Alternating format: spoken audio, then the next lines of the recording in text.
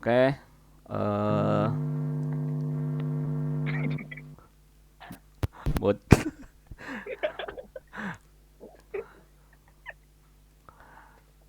gua share screen. Ya keluar tuh kabudinya. Wah, keluar Budi. Ngambek ya Mas Arif ya. Itu dia kali, mic dia kali. Oke, gua mulai di sini aja ya. Udah nyala ya. Jadi eh apa rencananya mulai hari ini kita akan coba training Ember setelah kemarin coba-coba sendiri. Mungkin kalau yang udah pernah pakai front end sih eh, bingungnya mungkin rada sedikit, tapi gue sanksi juga sih karena emang rada kompleks ya. Terus apa namanya? eh di sini gue buka ini dulu. Kita akan coba belajar Ember. Nah, ini requirementnya nih. Kalau kemarin kan rencananya kan pakai Ember 38 ya. Cuma kalau dilihat itu history apa namanya supportnya itu dia akan berakhir di bulan ini deh kalau nggak salah supportnya. Jadi kita akan pakai yang versi 3.12. Kalau kemarin kan 38 ya, 3.12. Sebenarnya nggak beda jauh sih, mirip-mirip juga gitu. Cuma Ember pakai 3.12, terus Node.js-nya versi 12.16. Otomatis nanti npm-nya juga 6.13. Ini bisa lebih baru nih kalau untuk yang apa uh, npm sama Node.js. Kalau Ember-nya kita stick di 3.12 dulu. Terus IDE-nya yang nanti kita pakai itu Visual Studio Code gitu ya. Nah, nanti uh, model trainingnya nanti gue kasih lihat presentasinya, terus gue akan coba coding live, kasih lihat gimana. Nah, di situ kalau ada yang bingung bisa langsung coba tanya. Dan nanti di setiap sesi itu ada apa kuisnya gitu, ada yang harus lu coba. Itu sebenarnya untuk cari tahu apakah lu sebenarnya udah paham atau belum. Gitu. Oke, gue mulai ini untuk konsep front end back end dulu ya. Nah, di sini front end gua bikin ada dua nih, ada desktop web dan ada mobile web. Nah, dua-duanya ini nanti akan implement pakai apa? Ember.js 3.12 tadi. Nah, lalu kalau dulu kan kita bikin aplikasi web itu satu tempat ya, front end-nya di situ, back end-nya juga di situ. Nah, kalau sekarang ini dipisah nih. Ini ada front end-nya khusus ngurusin front end sendiri. Lalu nanti di belakang ada resource server namanya. Ini diimplement pakai web API. Nah, resource server ini nanti akan akses database server buat mengakses datanya. Nah, ini kalau yang sebelah sini ini mirip sama kita kemarin bikin. Cuma kalau kemarin kan yang biasa kita buat pakai framework AMN itu kan dari apa MVC terus ke service layer ke data access ke database ke sini ya, semuanya ada di sini. Kalau ini depannya itu pakai web API. Web API-nya nanti diakses sama si mobile sama desktop. Nah, karena pakai web API, itu kan otomatis operasinya langsung ada di situ ya, kayak CRUD-nya gitu, create, read, update, delete-nya tuh ada di situ, bisa langsung ke database. Nah, ini harus diamanin nih supaya nggak setiap orang bisa ngakses ke situ. Biasanya diamaninnya pakai token based authentication. Nah, untuk apa pakai authentication itu nanti ada servernya sendiri buat authentication, karena kita pakai OAuth 2.0. Jadi nanti ketika jalan gitu ya, dia akan akses mobilenya. Nanti tergantung fitur mobilenya apakah semua harus login atau ada sebagian yang harus login, sebagian enggak, nanti ada di mobilenya. Nah, untuk yang enggak login, dia akan bisa langsung akses API resource servernya. Karena biasanya itu cuma get data, kayak misalnya ngeluarin daftar berita atau ngeluarin daftar produk gitu, yang itu bisa di browse buat katalog.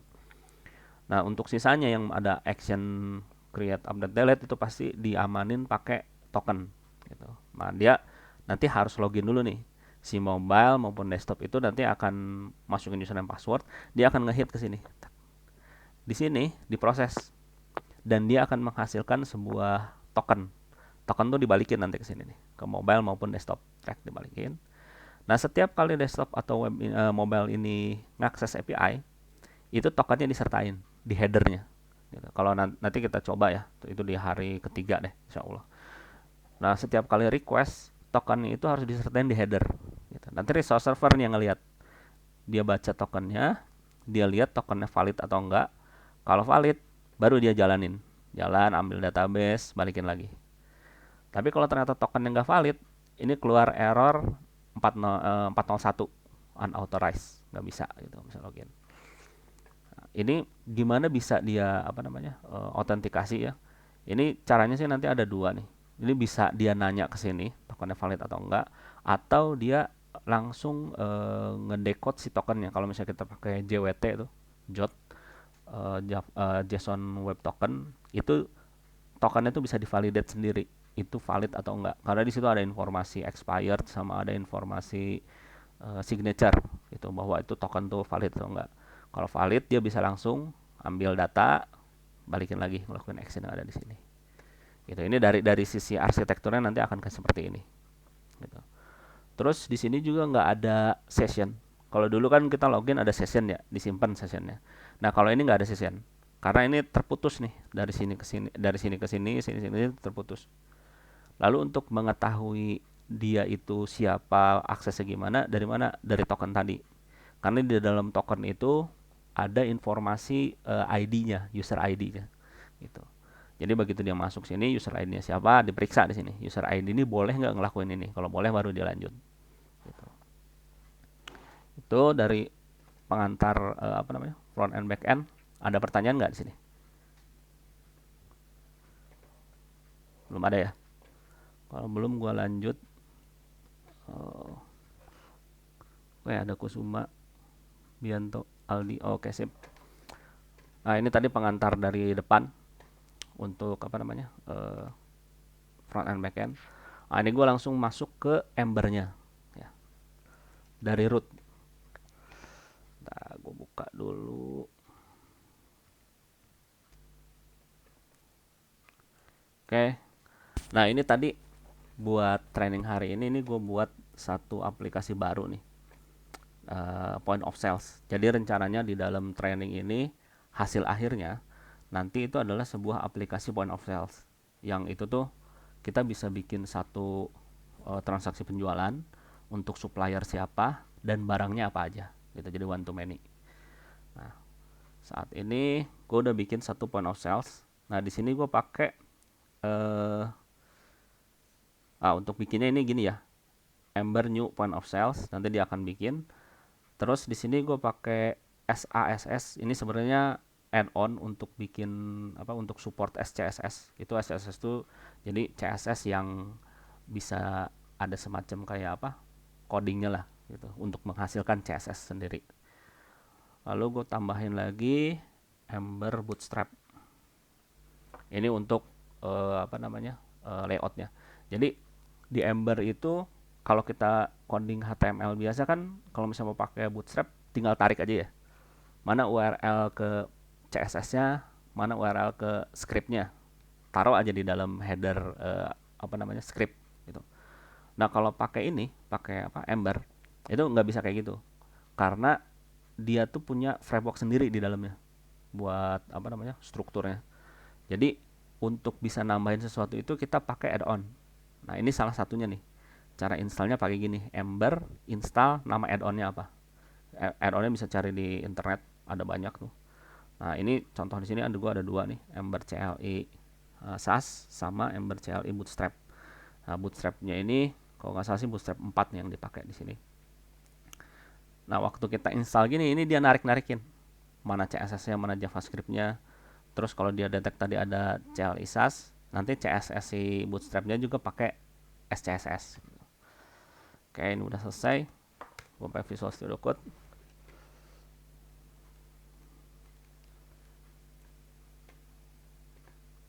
Kelihatan nggak deh?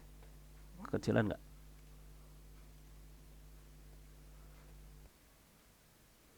Nah, ini ya. Nah, ini yang tadi gue bilang apa? Ada frameworknya tuh seperti ini. Ini struktur Embernya. Buat yang kemarin nyoba-nyoba mungkin udah lihat juga. Jadi kalau dilihat di sini di pembagiannya tuh di depan dia ada app. Ini adalah aplikasi nanti yang kita coding nanti di sini nih. Lalu ini ada power komponen, terus ada konfigurasi. Ini buat konfigurasi environment atau fitur-fitur yang lain. Biasanya sih ini dipakai buat ini endpoint API supaya nanti antara waktu lu development sama nanti production tuh bisa langsung jalan gitu ya. Kayak gini nih, ada development, terus ada production. Nah ini bisa di set untuk URL API-nya nanti kemana, atau untuk konfigurasi lain. Intinya sih ini untuk konfigurasi.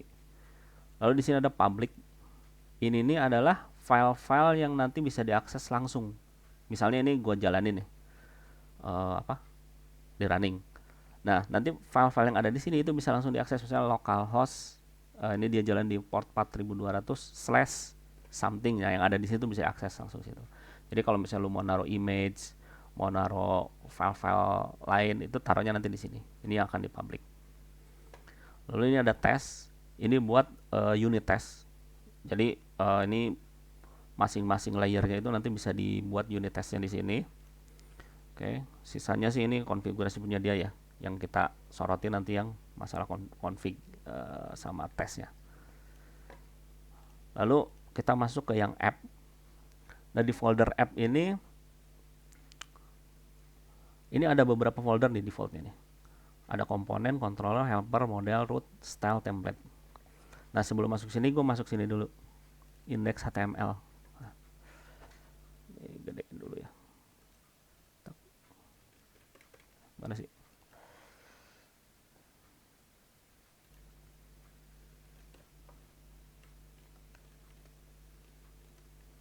Gedenya tuh kenapa sih? Source code.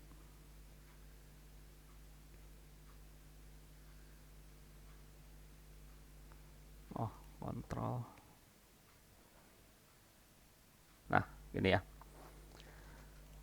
Nah, ini adalah file index HTML yang akan diakses pertama kali. Jadi sebenarnya gini, framework Ember ini ketika kita mau jalanin, itu kita akan jalanin sintak yang dia ngejalanin server dia sendiri, itu pakai Ember serve, atau singkatnya kita bisa ketik Ember S. Nah, waktu ini jalan yang dia lakukan sebenarnya dia compile nih JS yang ada di sini. Dia compile jadi JavaScript yang bisa dijalanin oleh browser. Lalu entry point-nya dari mana? Entry point-nya dari index ini. Makanya di sini ada CSS asetnya. Lalu ini ada yang spesifiknya, point of sales. Lalu ada file JS-nya, vendor.js dan point of sales.js. Nanti itu sebetulnya data program yang ada di sini, ini JavaScript yang ada di sini semua dikompil ke sini. Sehingga nanti cuma ada 2 JS sama 2 CSS-nya yang bakalan bisa diakses. Nah, ini bawaan dia nih kayak gini. Ada content for head, content footer gitu. Ah, ini ada kayak gini ya, kurung kurawal. Ini sebenarnya template dari HBS ya, buat tagnya seperti itu gitu. Kalau di PHP kan ada kurang dari tanda tanya PHP gitu, tutupnya tanda tanya kurang lebih dari gitu. Nah ini dia pakai gini. Tuh sebentar, ini apa nih? Ember Babel dependencies masih jalan. Oke, terus nah dari sini dia jalan. Error.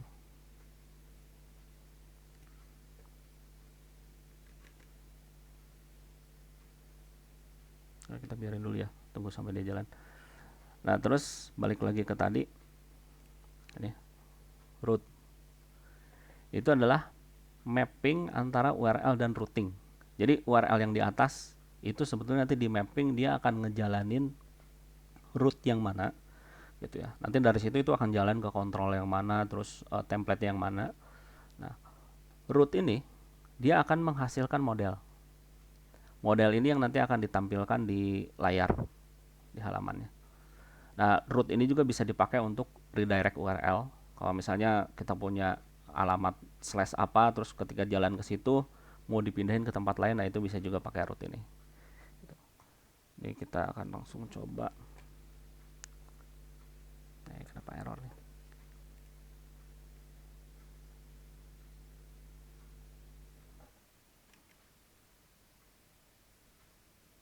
Ctrl C dulu ya. Ember serve.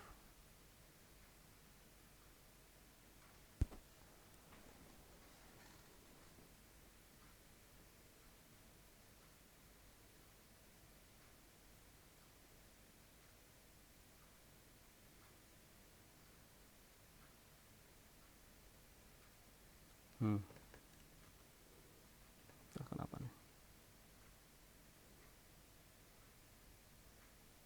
Gue bikin baru aja ya. Ini kita close dulu.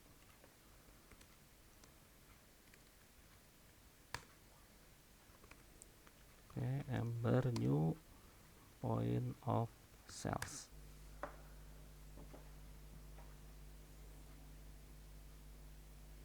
Create. Nah, ini untuk apa, dependensiesnya nanti pakai npm. Makanya tadi butuh npm dan Node.js.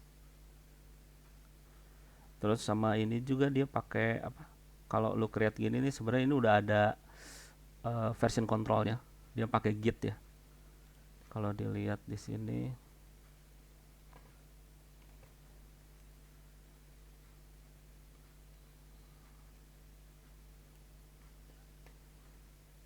kayak di D, kita mana belajar Ember day one. Oh, ini masih narik. Ini bisa yang tadi deh.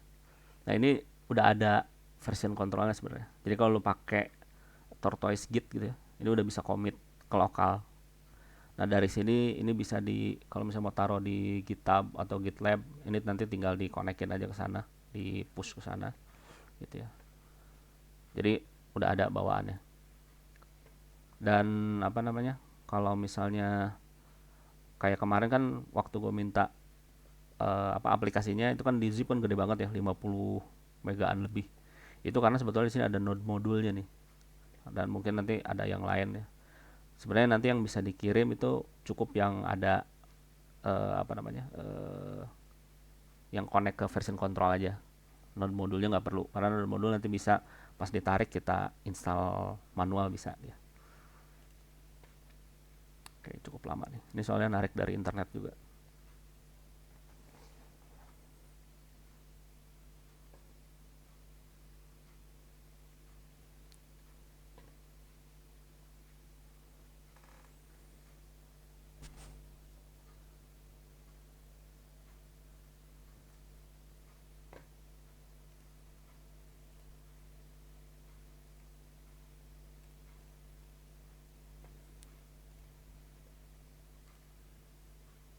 Oke, sukses. Code.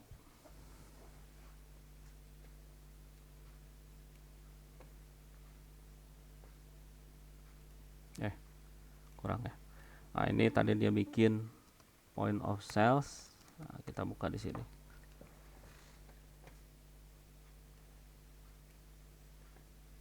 Oke.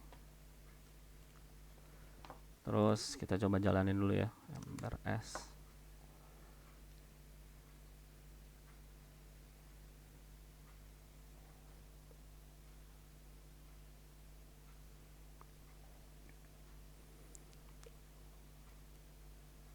Root tadi itu nanti akan ditaruhnya di sini nih, di folder root. Dan ada konfigurasinya di router.js. Nah, di sini. Di dalam router.map ini. Ya, root.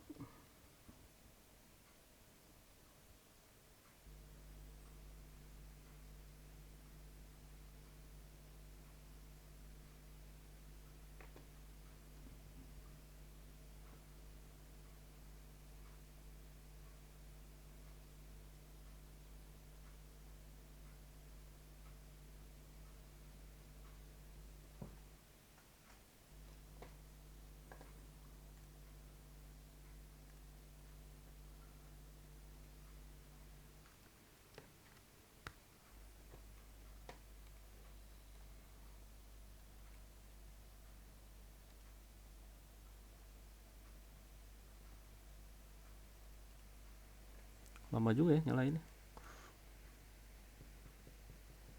Oke, jalan di 4200. uh,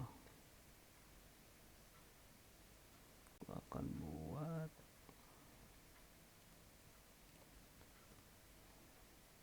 Oke, ini browsernya localhost 4200. Nah, ini yang udah pernah coba pasti udah lihat ini ya, halaman depan. Itu dia adanya di sini. Templates application HBS.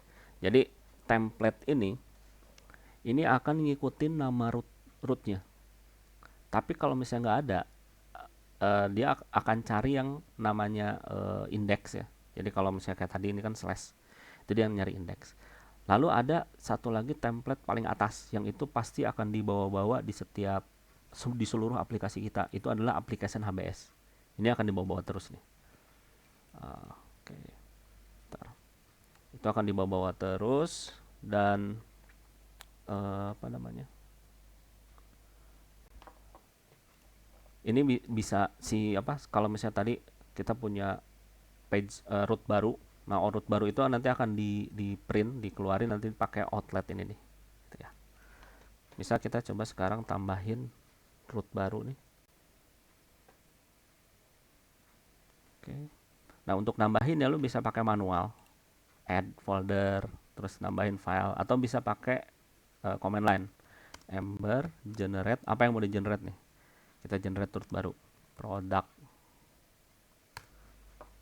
Nah, nanti dia akan tarik bentuk default untuk root ini tuh apa, terus dia bikinin ini create, terus dia ngupdate routernya sama dia bikin unit test ya. Jadi nanti di sini di router nambah nih produk, di sini ada produk ABS, lalu di dalam roots ini juga ada produk JS ini ya, produk. Oke, ini gue bikin misalnya di sini ya, location produk paling atas. Terus di application ini gue matiin dulu biar nggak kelihatan gambarnya. Ini kasih misalnya H1 point of sales. Dan ini dia hot reload ya.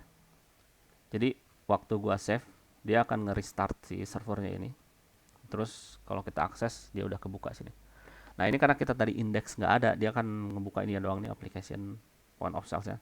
Kalau kita kasih root product, itu dia akan ngeload semuanya nih. Pertama dia jalanin application HBS, di dalam outlet ini dia akan ngeprint template-nya si produk, location produk. Nah kalau produk belum punya apa-apa gitu ya, jadi nggak keluar lagi. Nah ini cuma gini doang, location point of sales, location produk, outlet gitu.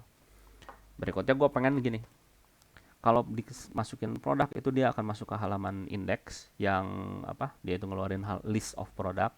Terus gue pengen bisa create ya, nanti bisa dia akan create halaman inputnya. Lalu ada detail misal satu gini, keluar halaman detailnya, atau nanti bisa juga edit. Nah untuk bisa kayak gini gimana nih? Nah itu ada namanya nested root. Cara bikinnya seperti ini. Tadi ya ini gue buka dulu ya, ember g root product slash index. Nah ini kita bikin halaman listnya berarti karena index nih. Oke, lalu gue bikin lagi halaman root untuk create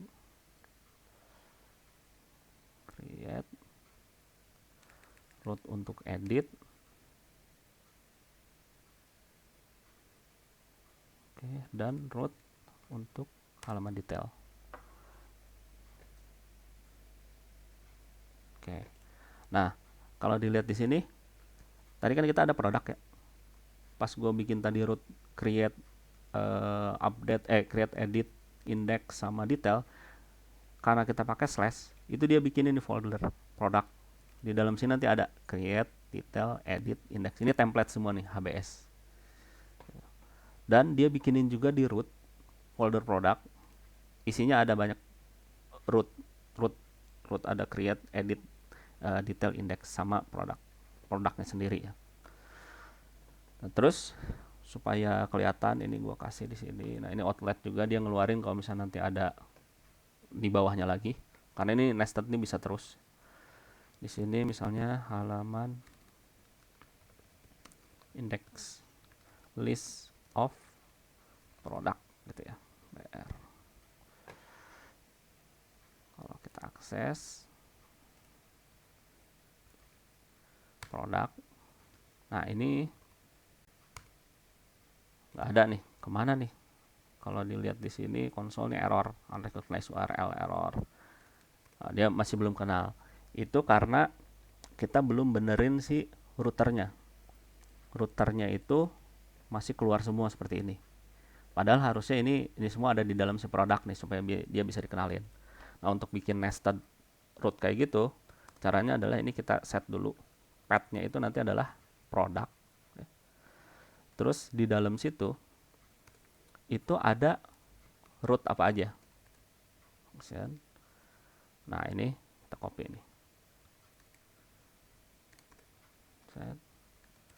Baru kita benerin di sini.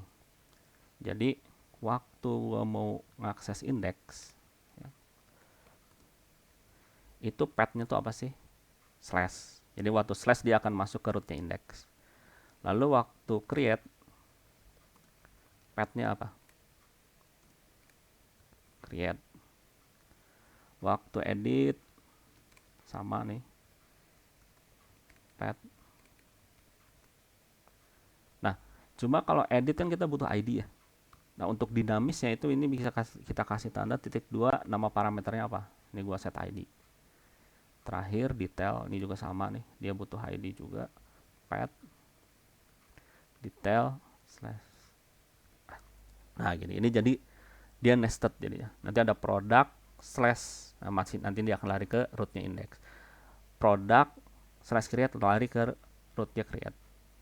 Edit dan detail juga sama, lari ke sini. Jadi kalau kita coba tadi produk ya. Nah, ini udah kelihatan tuh, dia lari ke indeks kan, list of product. Oke, ini gua kasih biar kelihatan locationnya produk, kita bikin strong. Mana hilang produk. Nah, ini produk yang ini. Lalu indeksnya list of product. Nah, waktu kita buka di sini, nah ini tuh. Jadi ini punyanya si application HBS, ini punyanya si produk HBS, ini punyanya si index. Product slash index. Kalau kita masuk ke create, nah create belum ada, ini kita tambahin.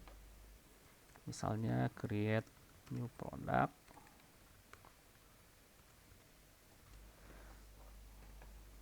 Nah, create new product gitu ya. Begitu juga nanti kalau edit produk sama ada detail.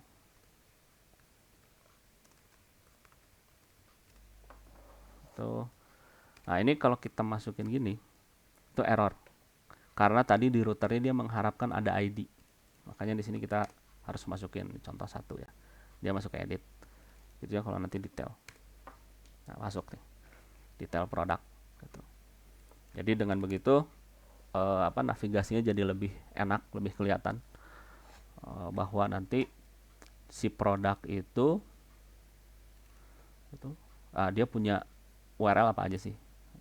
Nah, ini nanti buat apa namanya? Kalau kita bikin aplikasinya bisa jadi bukan cuma gini, misalnya mungkin nanti ada pop up atau apa atau ada halaman lainnya, nanti mungkin bisa dibuat lagi tuh siapa rootnya. Tapi semua ada di bawah si produk. Terus template-nya juga tadi sama ya. Ini ada di sini dan ada routernya. Gitu. Sekarang kita mau bikin halaman indeksnya itu ada datanya. Oke. Ini gue balik ke slide tadi mana ya. Nah ini template. Tadi kan root ya. Root pasti ngaruh berhubungan langsung dengan template. Karena ketika diakses rootnya, dia akan cari template yang mau ditampilin mana. Ini namanya biasanya sama nih antara template sama root. Nah, template ini menggunakan handlebar HBS. Terus di dalam template itu nggak boleh ada tag script. Jadi kita nggak bisa tiba-tiba masukin JavaScript di situ terus berharap itu jalan, tuh nggak bisa. Nah, terus untuk parameter atau operasi, ini tag untuk si template-nya itu pakai kurawal 2 kayak gini nih. 2. Ini dan ini ya. Nah, lalu si template ini kalau untuk kan kadang kita butuh coding tuh. Kayak misalnya ada if dan else, misalnya kalau misalnya data nggak ada tampilin teks apa, kalau ada tampilin listnya. Nah ini ada dia punya nih percabangan if. Lalu dia juga mendukung looping, kayak misalnya nanti kita mau nampilin halaman list, di situ bisa kita pakai loopingnya. Dan juga ada komponen. Nah ini nanti ada kita belajar komponen juga nih. Oke. Kita balik ke sini. Sampai sini untuk urut ada pertanyaan nggak? Gue sambil buka ini ya.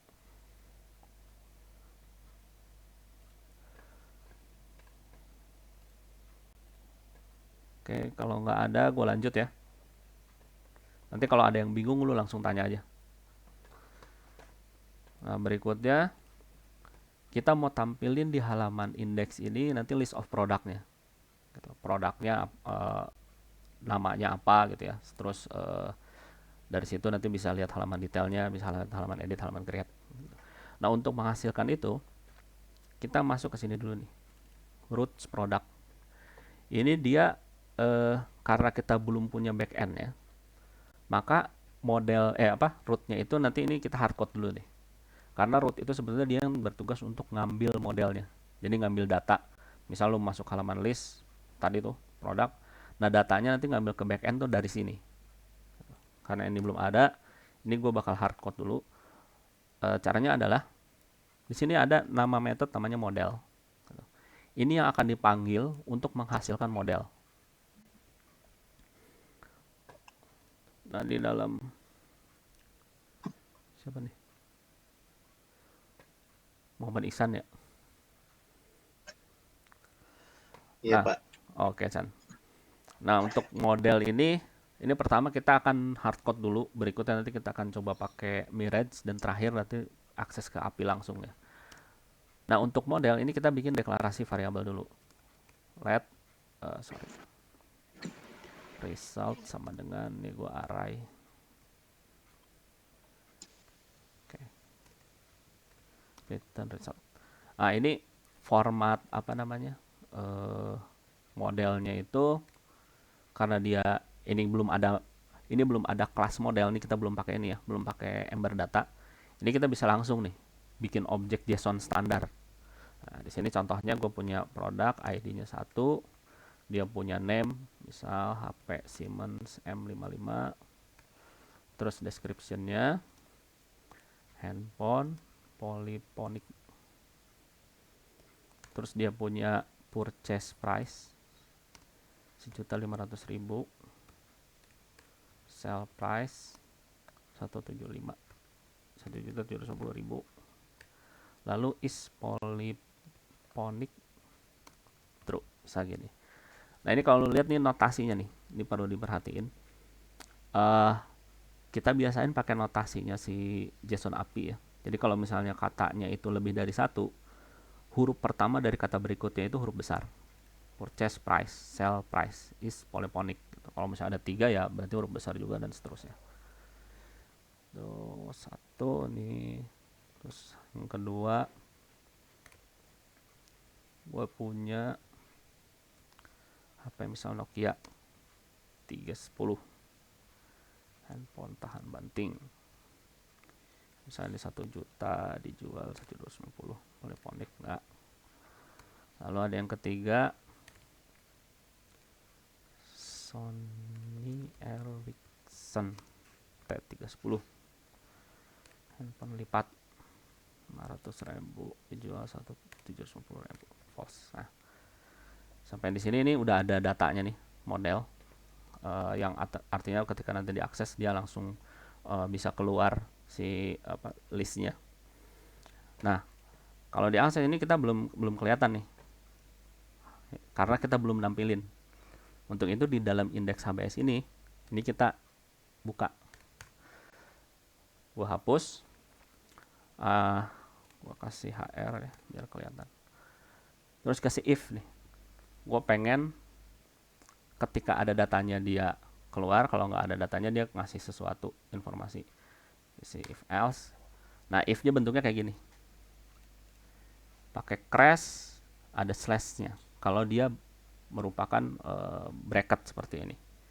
Lalu kondisinya ini yang agak ini sih ya, agak lucunya gitu. Jadi si percabangan di sini nih kita nggak bisa pakai Misalnya kan biasanya gini ya, if misalnya model dot count sama dengan 0, maka di sini ngapain? Nah ini dia nggak bisa. Dia cuma mau ininya tuh if true. Maka apa?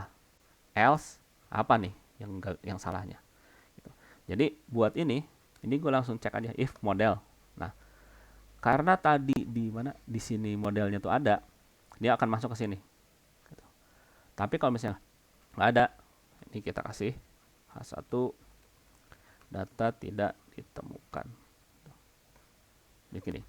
Nah, tapi nanti ada add-on tambahannya helper yang itu kita bisa pakai notasi aja, jadi ada equal, ada greater than or equal, ada kayak gitu, itu ada tuh, ada add-onnya. Oh, lupa tuh gue namanya, nanti dilihat lagi. Nah, untuk sekarang kita kayak gini. If modelnya ada, tampilin. Kalau nggak ada, data tidak ditemukan. Nah, untuk nampilin ini gimana? Gue pakai looping ini unsorted list HTML biasa. Lalu pakai each. Sama nih, karena dia bracket, ini ada crashnya di depan, ditutup pakai slash. Lalu apa? Each apa yang mau di looping? Model. Sebagai apa nama variabel yang nanti akan di looping? Gue sebut item. Lalu di sini gue bikin li-nya workspace tipe handphone.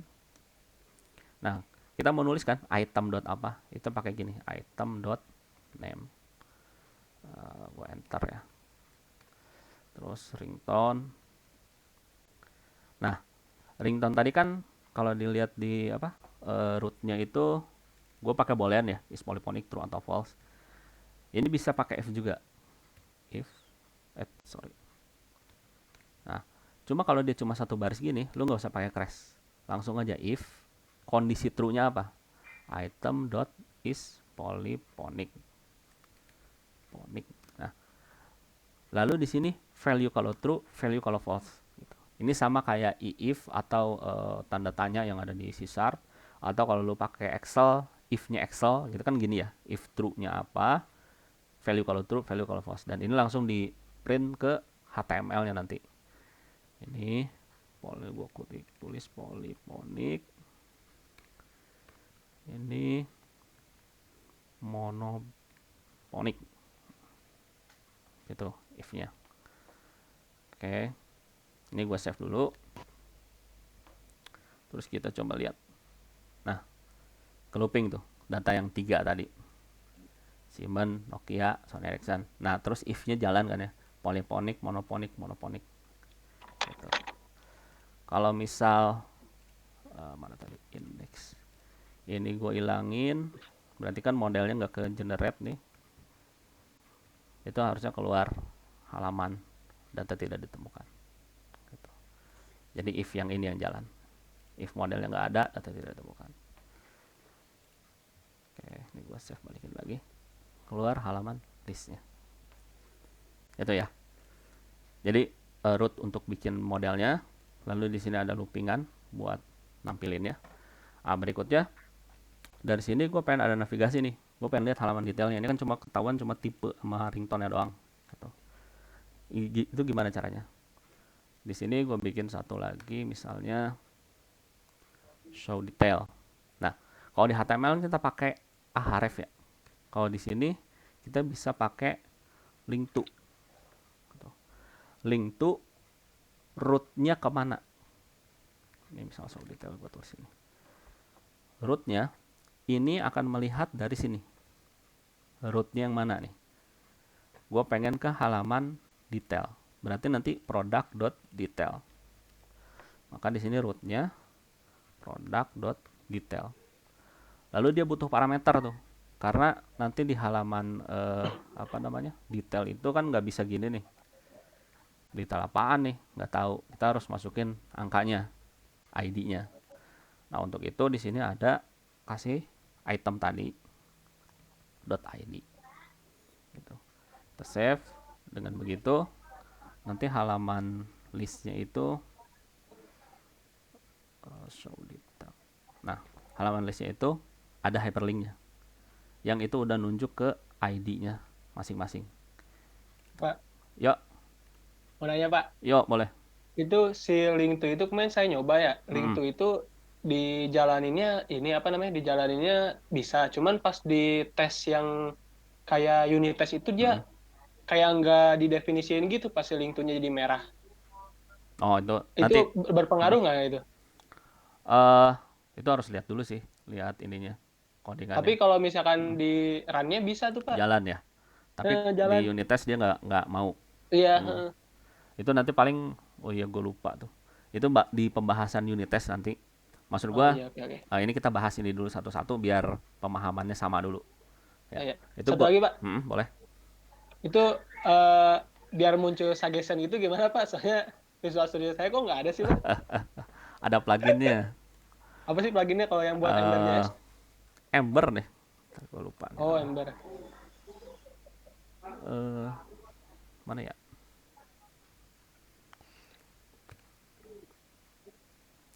Enable nih, Ember CLI Visual Studio. Oh Ember CLI. Mm, Oke oke. Itu juga Oke, penting tuh kayaknya tuh Pak. iya, biar enak ya. Iya. Pusing soalnya kalau nggak. Oke Pak lanjut Pak. Oke, lanjut ya. Iya. Nah, ini kan keluar nih. Klik gitu. Jadi dua, ini jadi tiga, gitu ya. Nah, di halaman siapa? Halaman detail. Ini kita bisa bikin juga nih kayak tadi. Sebenarnya sama sih ya, kayak gini. Ini gue bikin HR. Tadi itu ada apa aja ya? Datanya. Eh, eh, nama, tipe handphone,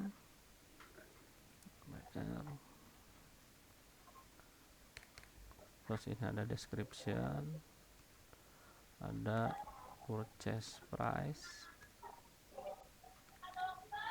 sell price, sama ada ringtone mode.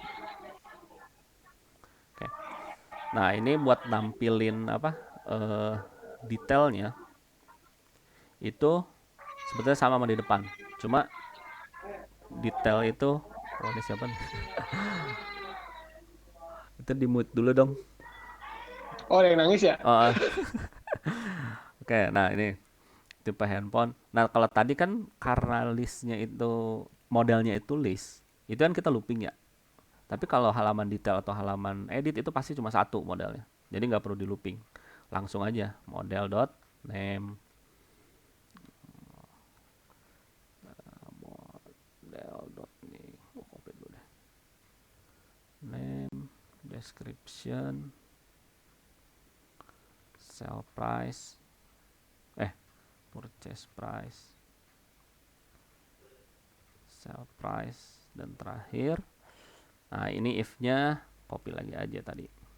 Sini.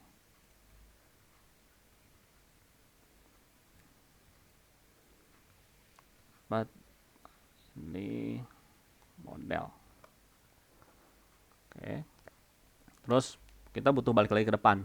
Kasih link tuh lagi ke halaman produk. Back to list.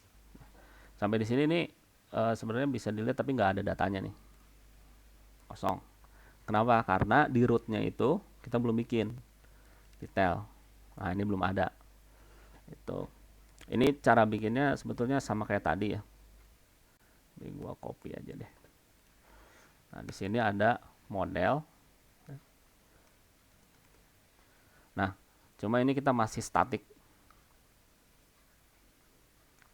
Bentuknya kayak gini. Jadi dia pasti ID berapapun yang dikirim itu selalu ini yang keluar karena ini kita masih statik detailnya. Jadi nanti kalau halaman detailnya dibuka kayak gini. Siemens M55, Polyphonic dan seterusnya. Back to list. Detail nomor 2. 2 tapi ini tetap ini karena tadi si routernya masih statik ya. Gitu. Tapi ini artinya navigasinya udah jalan. Tinggal nanti ngubah si rootnya. Oke. Nah, halaman detail udah. Berikutnya adalah halaman create. Halaman create itu gue bikin mirip deh. Kayak gini ya. Create. HR. Nah, Cuma ini kita pakai input text box. Ah, nah, ini yes.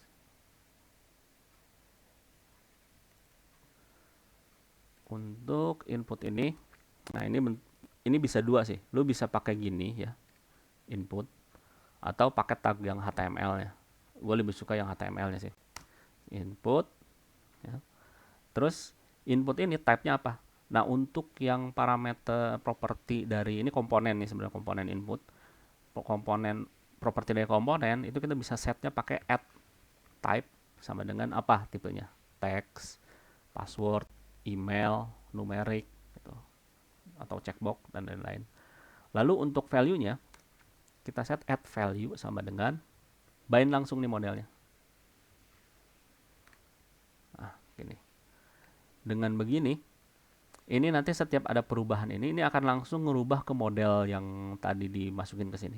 Jadi nggak perlu ada binding lagi, tapi dia langsung otomatis ke bind di sini. Begitu juga untuk ini, misal text area value.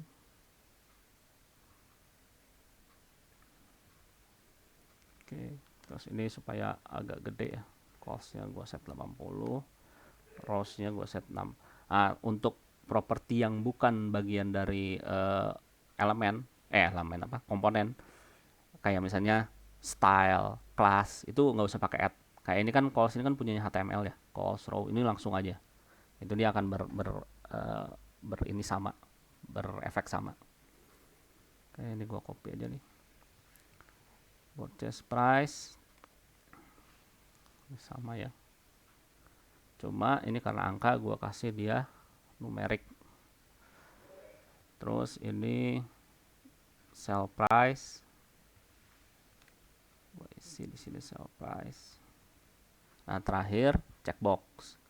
Ini sebetulnya inputnya mirip sama ini. Cuma ini gua copy dulu. Cuma ininya bukan value karena dia checkbox. Tapi checked ini checkbox. Checkednya mau kemana nih? Model is polyphonic. Nah, terus baru ada teksnya. Is polyphonic. Nah, kayak gini. Itu. Terus nanti di sini kita bisa tambahin button save. Cuma ini nanti belum nggak akan jalan dulu nih, karena belum bisa, masih pakai router. Save. Nah, untuk datanya di roots ini kita bikin sama ya. Dia membutuhkan kalau create nggak ada, kalau edit nggak ada.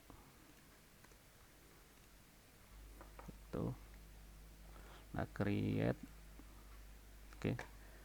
Kalau dilihat linknya ya, di halaman indeksnya gua kasih link list of product. Kita bikin link to product.create, lalu di sini dibuat create new product. Nah, create new product, kalau ini diklik masuk nih ke halaman create. Cuma di sini ini belum bisa tuh karena modelnya nggak ada. Name of undefined object, undefined nggak ada nih dia. Nah, ini bisa kita buat juga nanti halaman editnya. Nah, cuma ini jadi pertanyaan juga nih. Ini kan create kita udah bikin. Edit juga kan sebetulnya sama ya dengan si create. Kalau misalnya kita bikin dua, ini jadi problem nih. Karena nanti ada dua halaman yang sama, yang sebenarnya perbedaannya itu cuma di sisi engine-nya. Ketika dia save ini tuh buat create atau buat update gitu. Nah, untuk ngatasin ini kita bisa pakai di root-nya itu untuk nunjuk ke tempat yang sama ya, si create nih. Ini misal kita arahin. Kalau create oke lah pakai create sama. Kalau edit Nah, edit ini kita arahin supaya dia pakai template yang sama, yaitu pakai template name, product, create. Nah, sini. Ini product create, maka dia akan langsung pakai yang ini. Jadi nanti kalau gua akses edit, nah dia pakai template yang sama sama sini. Misal kita ubah ya, ini create HBS, gua kasih BR. Nah itu nanti ini padahal kita pakai edit, nah ini ikut ke bawah. Jadi dengan begitu kita nggak butuh edit HBS, di delete aja. Semua si create maupun edit itu akan nunjuk ke template name yang sama, yaitu create. Gitu. Dengan begitu kita cukup maintain satu ini doang, satu template. Gitu. Jadi kalau ada perubahan dia nggak akan error gitu. Kita nggak perlu butuh ngetes 2 kali create maupun edit. Polyphonic test. Nah, sampai di sini ini kita belum bisa save ya, karena si root ini sebetulnya dia cuma buat routing doang gitu. Jadi navigasinya dari create, show detail gitu ya. Nah di sini buat supaya bisa ngedit, ini gue tambahin lagi show detail untuk ke halaman edit.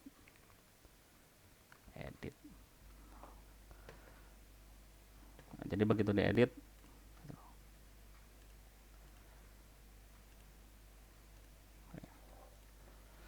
nah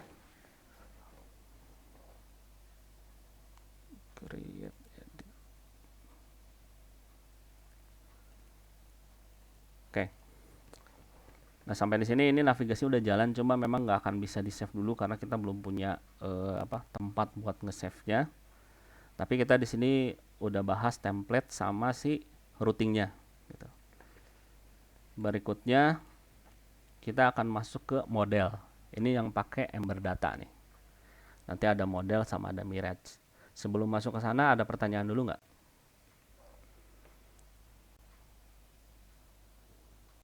Nggak ada ya. Berarti gue asumsikan nih lu udah paham nih gimana cara bikin root, nested root. Terus tadi ya kita bikin edit untuk edit dan create menuju ke satu template yang sama, halaman detail juga. Berikutnya kita akan masuk ke model.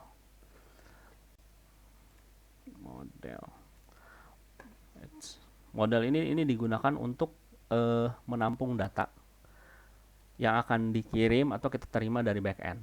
Gitu. Nah model ini juga nanti bisa memiliki relasi. Cuma untuk model yang berelasi itu gua set di besok karena lumayan rumit juga. Nah di sini kita bikin model yang satu dulu, yaitu yang data produk tadi. Untuk bisa membuat model, caranya adalah di sini. Ini lu bisa cara manual, create new file, atau sama kayak tadi kita bikin Ember G product adds model product.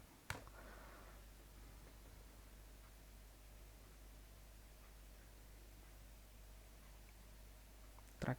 Oke. Nah, dibikinin produk. Nah, ini dia ambil dari Ember Data nih. Ini karena ini dia bagian dari Ember Data. Lalu di model ini kita bisa isi properti maupun metode. Nah, propertinya apa aja? Ini gua samain ya sama tadi kita punya router. Itu kan ada ini, name, description, purchase price, sell price, sama is polyphonic. Ini gua samain. Nah, cara definisinya gini. Name, ini nama propertinya berarti. Titik 2 ds.attr.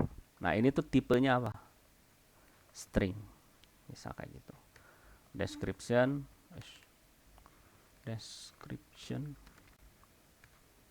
string juga, lalu ada sell price, nah, ini dia number, ada purchase price number juga, dan terakhir ada is polyphonic boolean. Nah, kalau yang bentuknya objek gimana? Nah itu nanti tuh besok kita insya Allah bahas, karena itu ada relasinya. Jadi ada belong to, ada has many, ada kayak gitu. Ini kita pakai yang standar dulu seperti ini. Nah, ini modelnya udah ada gitu ya. Nah, model ini sebetulnya nanti bisa dipanggil oleh si router ini. Cuma ini kita akan sekalian membahas masalah mirage. Dia itu mirage itu sebetulnya adalah back end dummy. Jadi supaya lu bisa ngetes langsung aplikasinya, supaya nanti apa namanya, datanya bisa ke get, terus misal kita mau simulasiin CRUD-nya, create, read, update, delete gitu, atau nanti ada searching dan lain-lain, itu kita bisa pakai mirage. Nah, untuk nginstal mirage yang pertama itu one of cells, yang kita lakukan adalah kita pasang dulu add-onnya. Ada dua nih, ada mirage sama ada mirage source. Jadi mirage source itu untuk mirage yang mendukung paging, sorting, filtering. Kalau mirage biasa itu cuma biasa aja dia nggak bisa buat sorting, nggak bisa buat paging. Kita install dulu Ember CLI Mirage.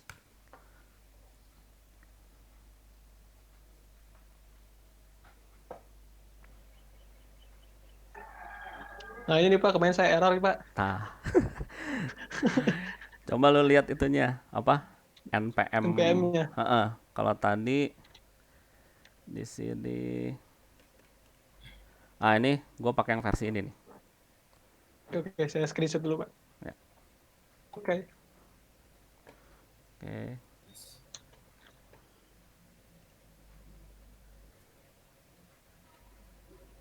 Mirage. Ini narik dari internetnya lelet. Jadi lama.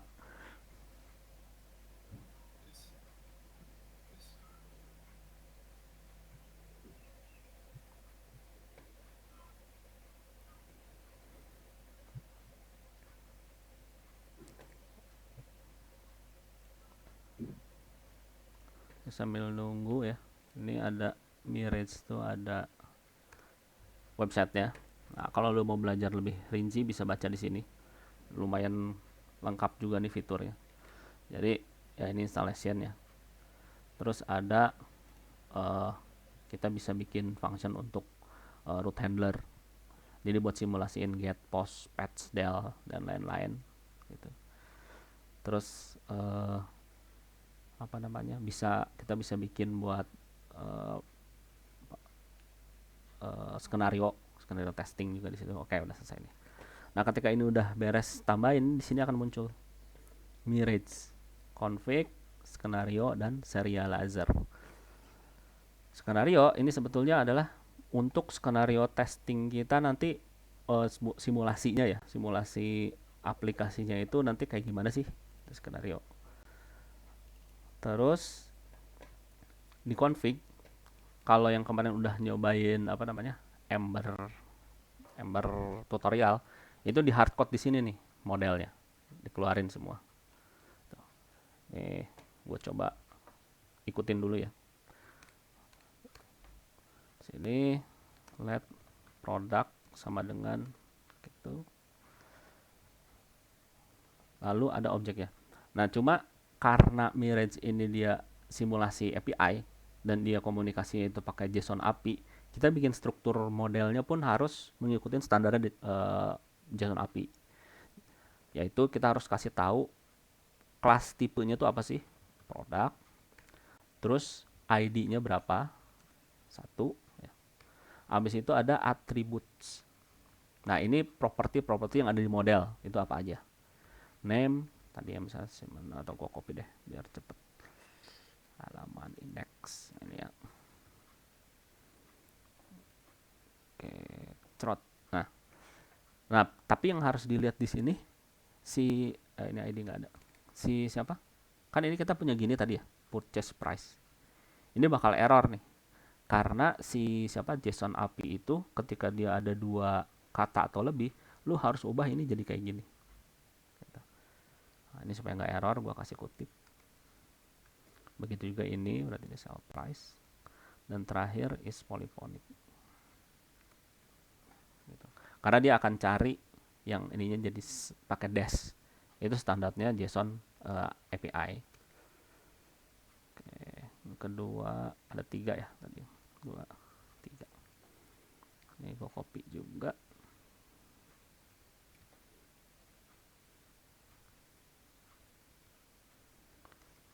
Ces.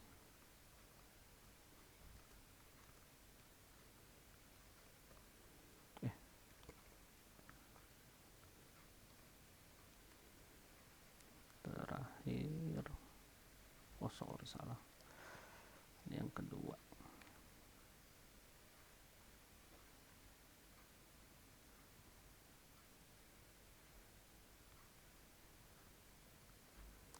Ini yang ketiga.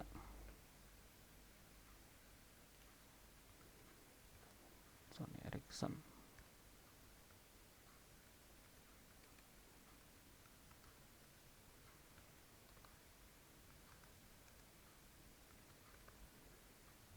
Oke, nah udah jadi apa 3 ini. Ini kan udah jadi nih produknya ya.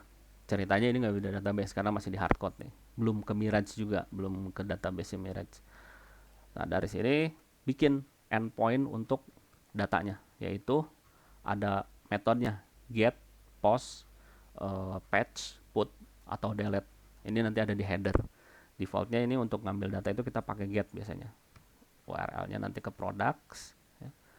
Lalu dibuat nih function, ini database-nya apa, lalu request-nya apa. Gitu. Nah karena ini ada request, nanti yang akan kita return ada data tadi. Maka ini return dalam bentuk objek data product. Terus supaya bisa ngambil satuan, kita bikin lagi get yang requestnya itu ke product /id. Sama ya. Ini ada request dan ada database-nya. Baru di return objeknya. Data.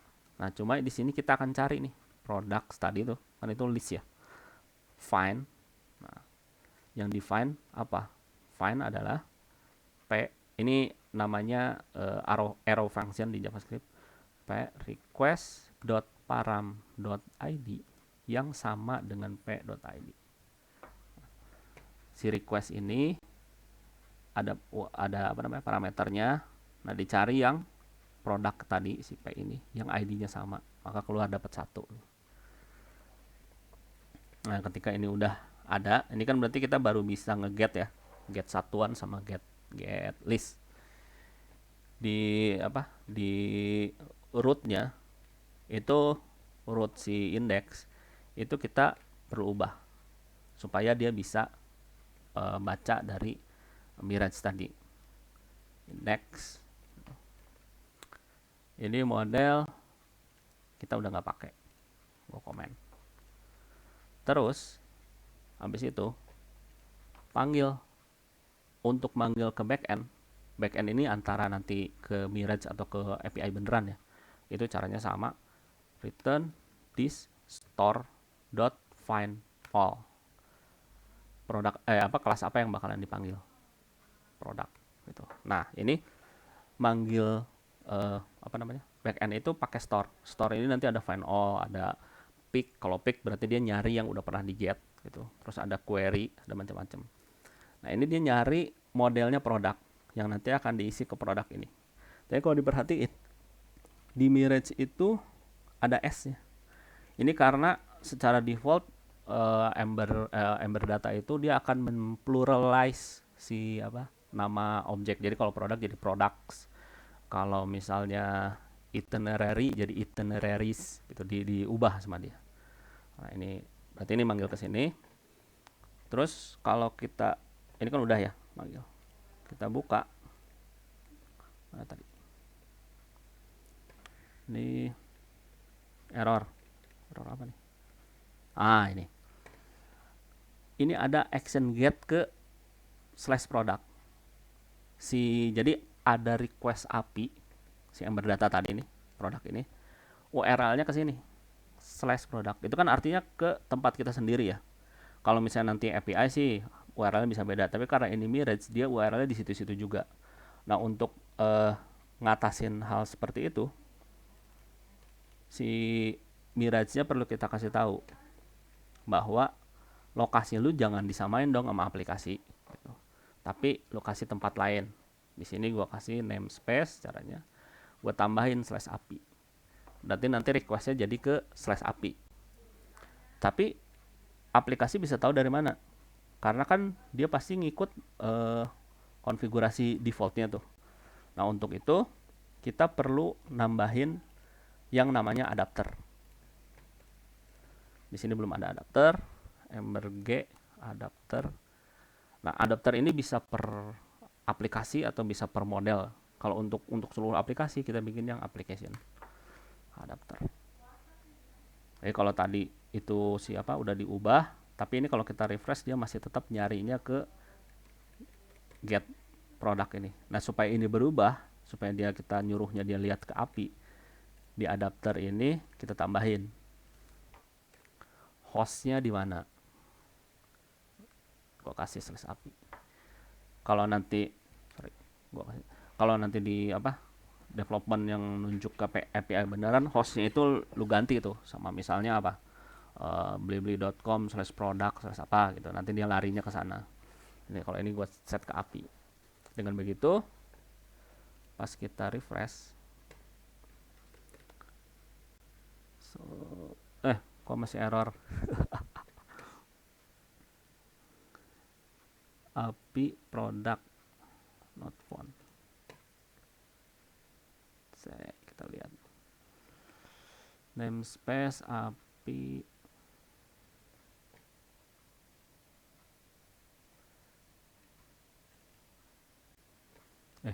tadi gue tambahin di mana? Oh, salah.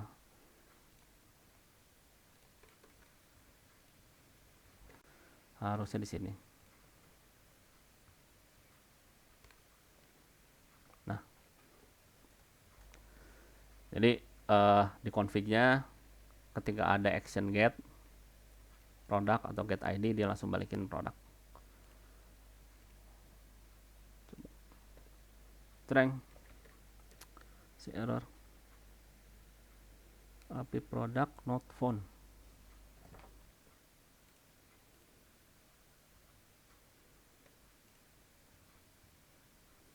Gue restart dulu ya.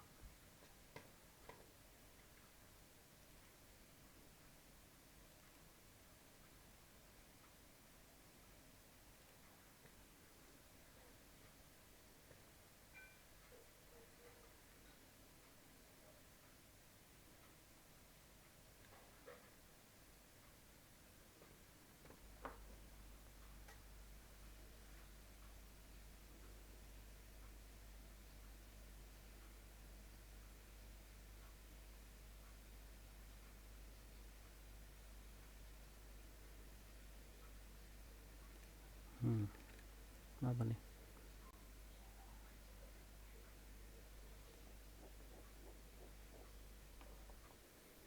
Get API product return 500.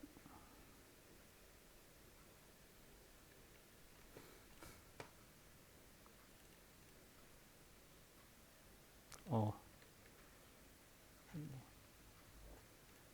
Oke. Nah, keluar. Muncul ya. Jadi ini udah dari sini nih. Ini bisa gua kasih spesial. Ini dari Mirage. Nih data dasar. Jadi udah di root indexnya itu root index ini udah nggak ada data, dia langsung ngambil ke sana. Begitu juga nanti misal gue masuk ke halaman detail, ini kan masih pakai yang ini ya. Ini bisa kita matiin nih. Ini dari mana sih? Oh, sini. Ini gue mau ngambil datanya itu dari Ember Mirage langsung. Nah, kalau untuk detail atau edit itu kan dia butuh ID ya. Tadi ini harus kita isi nih, karena nanti tadi parameternya adalah ID. Gue bikin objek propertinya ID, terus baru kita panggil return this store dot pick record product ID. Nah, pick ini maksudnya adalah dia ngambil data yang udah pernah di get. Jadi dia nggak nge-hit API lagi, tapi yang udah ada. Tapi kalau di situ nggak ada, baru dia nanti akan nge-hit API. Itu lalu buat yang eh, edit sama detail satu lagi. Ini detail nih, edit sama nih, ini kita komen, kasih ID. Nah, tambahin produk. Nanti pas dibuka, show detail keluar, show detail keluar juga. Sony ini udah beda, udah dinamis ya. 2 Nokia, 3 Sony Ericsson gitu. Begitu juga kalau editnya Sony Ericsson M55 gitu. Nah, karena lu udah pakai Ember Data, kalau lu install pluginnya Ember di browser, itu kita bisa lihat juga nih datanya. Nah, waktu masuk halaman list ini kelihatan nih data yang ke get apa aja sih. Terus kalau misalnya kita edit, ini langsung berubah. Ini saya M55 spesial ya. Gue ganti ke berubah. Gitu. Nanti ini bisa kita save. Back to list. Nah, ini karena tadi udah keubah, dia otomatis ke depannya juga keubah datanya. Nah, cuma masalahnya di sini kita belum pakai controller, sehingga nanti buat yang create new ini kita belum bisa bikin karena nanti error nih. Ini waktu di klik nggak ada tuh undefined karena recordnya belum ada. Nah, di sini kita baru bisa bikin sampai show detail, bisa bikin edit ya. Baru sampai 2 itu, dan datanya diambil dari Mirage langsung dari sini nih, static gitu. Oke, sampai sini ada pertanyaan nggak?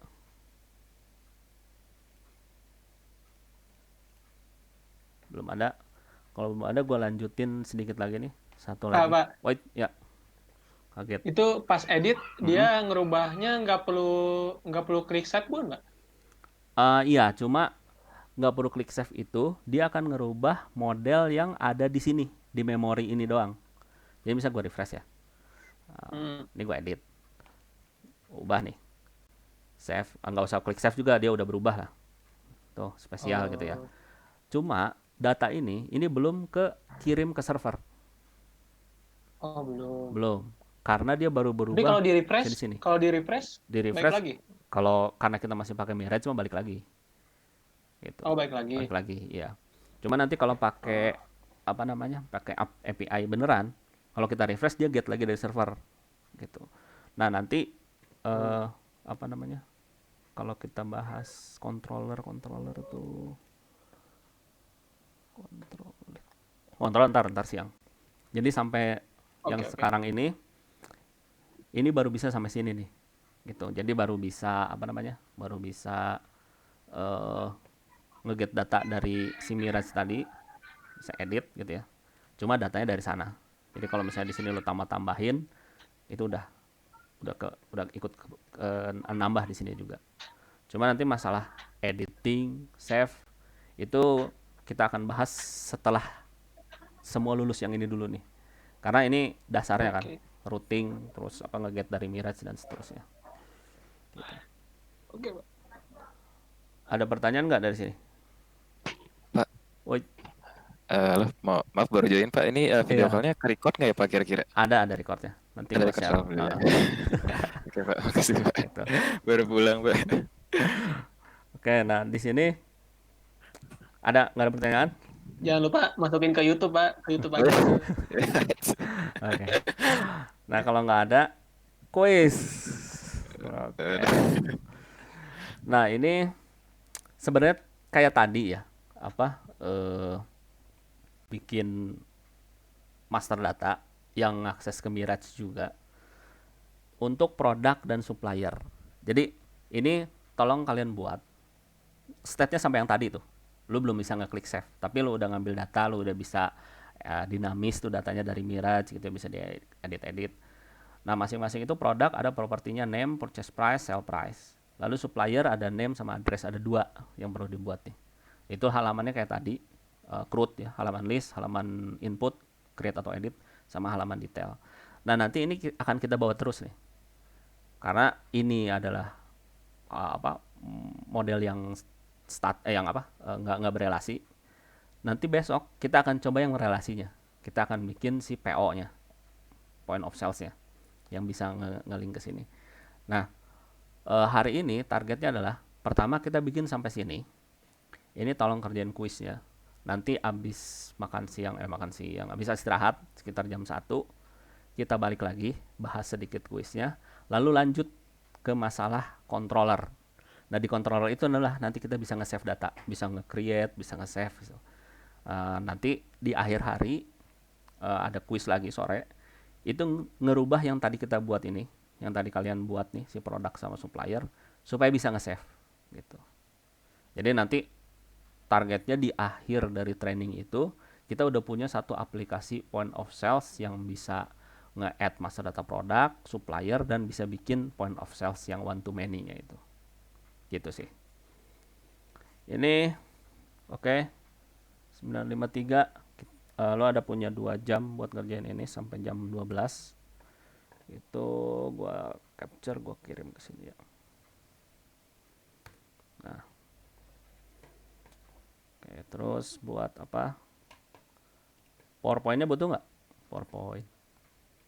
Presentasinya.